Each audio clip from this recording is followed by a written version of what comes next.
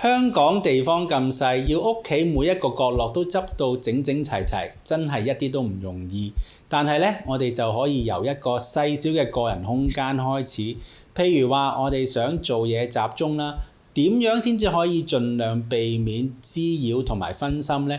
首先第一件事，梗係要將電話放到去一啲自己睇唔到嘅地方啦。我哋咧仲可以擺一個計時器喺度 set 做20至30分鐘，根據我哋個人集中嘅情況而定啦。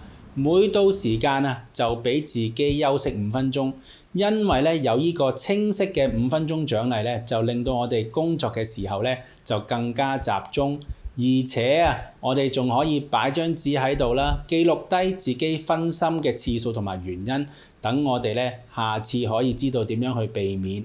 原來咧簡約嘅原則，同時都可以提升我哋工作嘅效率㗎喎。